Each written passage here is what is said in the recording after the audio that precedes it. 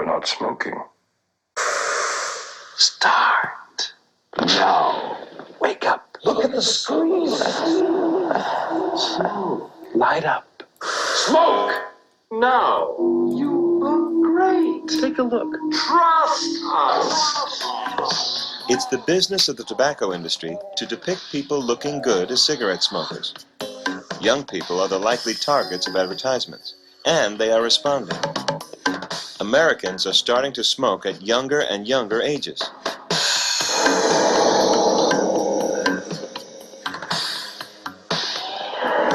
And yet cigarette packagers warn against the hazards of smoking. Medical experts agree that smoking causes lung cancer and numerous other illnesses.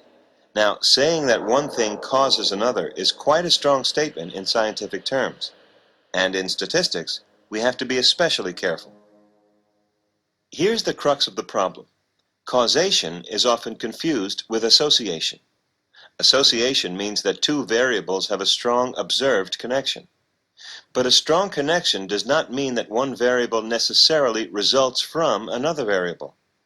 When we misinterpret association as causation, we can reach some bizarre conclusions. We'll illustrate this with a light example. The population of Louisiana has been increasing at a rate of about 48,000 people per year since 1970.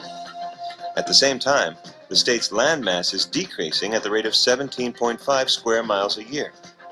Can we say that the increased weight of all these people is causing the state to sink into the bayou? Hardly. Increased population is caused by, among other things, increases in the number of jobs available in the state. Land settling is a geological process. Even though changes in the two variables are observed simultaneously, they are not causally related.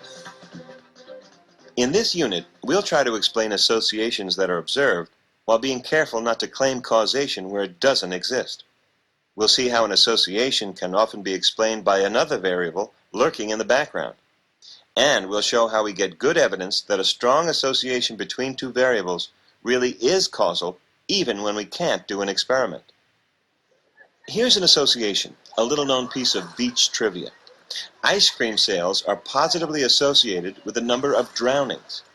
In other words, as ice cream sales go up, so do the number of drownings. How do we explain this?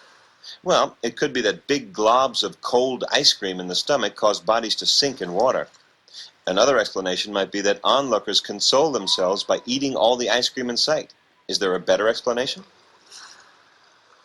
Ice cream really has nothing to do with why people drown.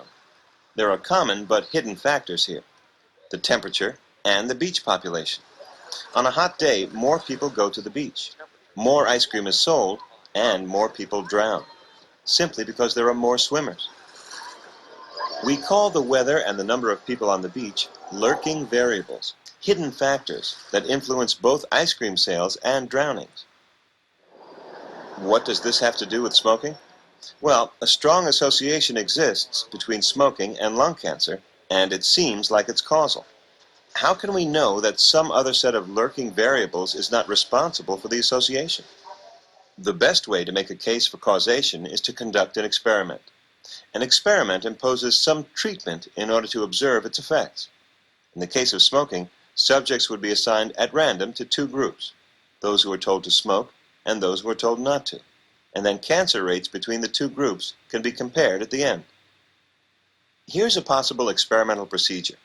Visit a nearby nursery and choose two groups of newborns at random. Half of the infants you hook up to smoking machines and force them to puff away. The other half you install in an identical environment, but you forbid them to smoke. You control the behavior of these subjects over the next 30 years. At the end of the study, you compare the rates of lung cancer in the two groups. You can be confident that whatever differences that exist between the two groups can be attributed to smoking. Why not do this? Well, obviously, it's unethical. You can't force people to do things that are potentially damaging to them. If we can't conduct an experiment, how is it that we've come to say that smoking causes lung cancer? Well, many strands of evidence emerged over a long period of time, amidst a fierce battle between the medical establishment and the tobacco industry over interpretation of the findings. Smoke that cigarette. puff, and if you smoke yourself to death.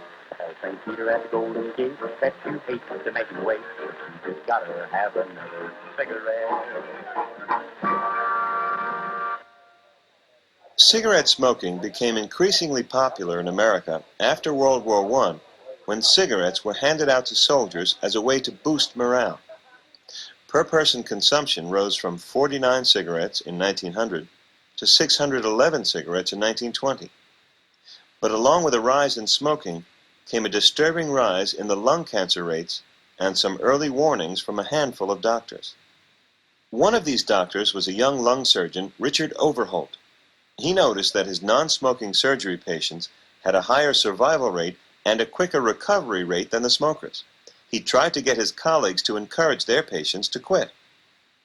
A good share of the doctors were smokers. They didn't believe this, and it was very difficult to convince people that this was doing damage to them because they felt that they were getting pleasure from smoking. During the 30s and 40s, the popularity of cigarette smoking soared as the new image of the smoker took hold. Little thought was given to the risk. But in the early 40s, new studies sounded a louder alarm on the dangers of smoking. One of the earliest and most compelling of these was a retrospective study that was conducted by Ernst Winder and his teacher, Everett Graham. A retrospective study looks back at events that have already taken place. In these studies, patients were separated into two groups, those with cancer and those without. Both groups were asked the same questions about their past habits. Responses from the two groups were compared to see which habits distinguished cancer patients from non-patients. Smoking stood out. My junior year in medical school, I developed a questionnaire. I began to ask lung cancer patients about their smoking and other habits, and I then did controls, and it was quite apparent that lung cancer patients smoked much more than the controls, and that, in fact, lung cancer in those that never smoked was quite a rare disease. Dr. Winder, then a student at St. Louis under Dr. Everett Graham, came to me and he said, Camel cigarettes cause cancer of the lung. I couldn't believe it. And you see what you look for, and you look for what you know, and it never occurred to me that cigarettes caused cancer. So we went to see my patients, and at that time I had quite a large practice. We discovered to our amazement that patients who had cancer of the lung were 17 times to 1 as apt to be 2-pack-a-day smokers. So here was a fact trying to tell us something. Despite the remarkable discrepancy in smoking habits between cancer and non-cancer patients, a retrospective study was not good enough. Because the study looked at past behavior it could not control, it's possible that the lung cancer was due to lurking variables. We are only looking at statistical correlation. We're looking at it in the crudest possible way because we don't have a defined sample from a defined population. We don't have a clear way to measure differential rates of disease or of smoking because we have targets of opportunity in terms of the people that happen to have lung cancer and be in that hospital. And so we can go only so far with a retrospective study and no further. Finally, in the 50s, large prospective studies were set up. A prospective study looks ahead. Like an experiment, it compares smokers and non-smokers and follows them forward to compare cancer rates.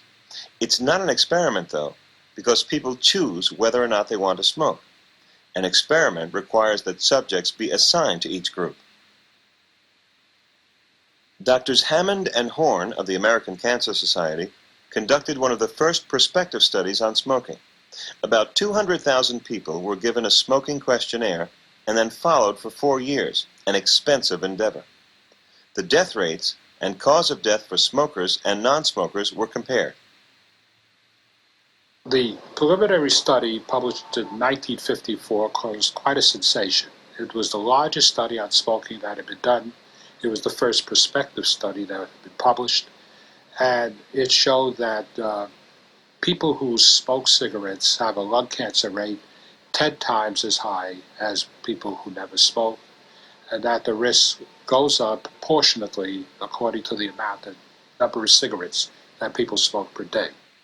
This high correlation was consistent with the findings of the retrospective studies, but there was still disagreement about how to explain the correlation.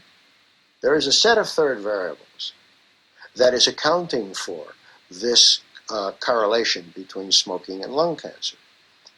This kind of thing is not at all uncommon. There are many examples in the statistical literature where two variables are highly correlated with one another, and yet one does not cause the other. To tackle the problem of lurking variables, Drs. Hammond and Horn designed a follow-up study of 1 million people. The smokers and non-smokers were matched on such variables as age, geography, and occupation. The goal was to make smoking habits the only major difference between the two groups. And we matched them on 19 different variables, so they were as alike as we could make it. And when we finished this analysis, the death rate of the smokers was higher than the death rate of the non-smokers. Even though the two groups were as similar as possible, they were not identical. What if smokers differed genetically from non-smokers in a way that both caused them to smoke and caused them to get lung cancer? This objection was stated most forcefully by Sir Ronald Fisher, at the time the world's foremost statistician. Without a controlled experiment, he argued, there was no way to know whether the lung cancer was due to smoking or to another uncontrolled variable. So, despite the accumulating evidence from dozens of prospective and retrospective studies, for many scientists and statisticians, the label of causation was still premature. So they turned to the lab for help. Throughout the 50s and 60s, biochemical and animal studies provided compelling supporting evidence. Tar was painted on mouse skin and rabbit ears, and cancerous tumors developed.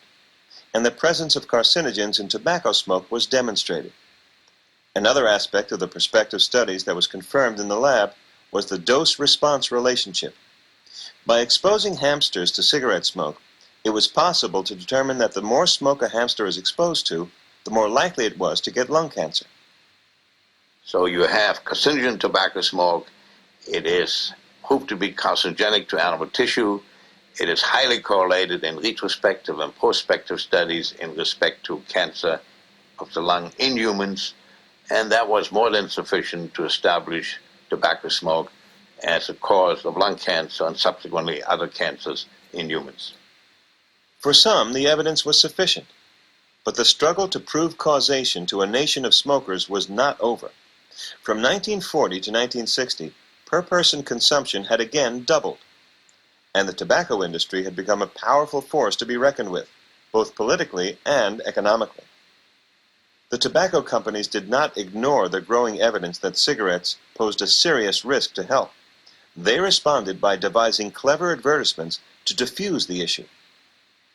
One of the things that the industry attempted to do was to call into question the very validity of statistical and epidemiological thinking as it relates to the health risks of the cigarette.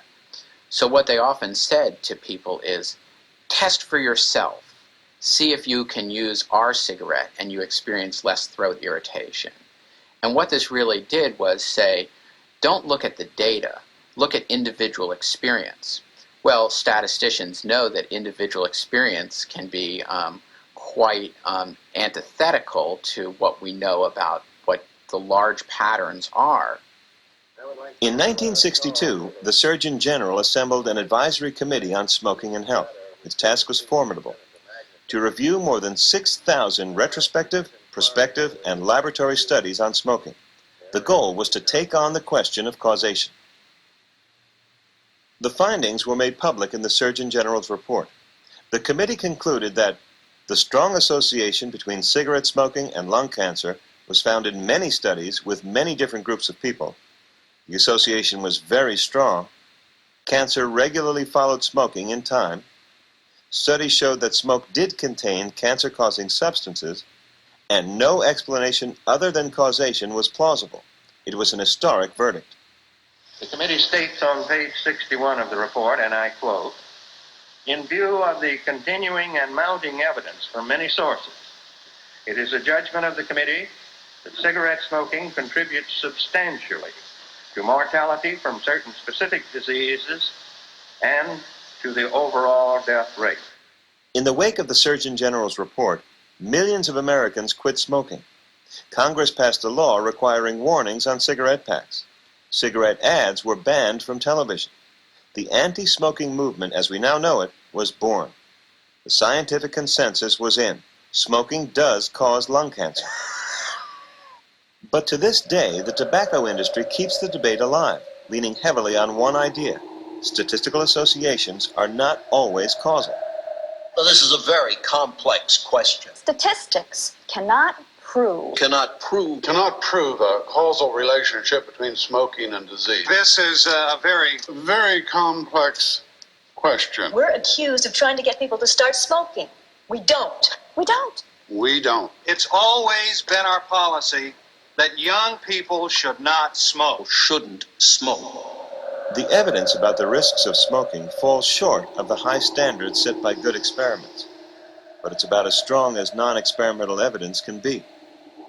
In this unit, we've learned that not all associations can be explained by cause and effect, but some can be, and with enough evidence from enough different sources, we can be confident in our conclusions.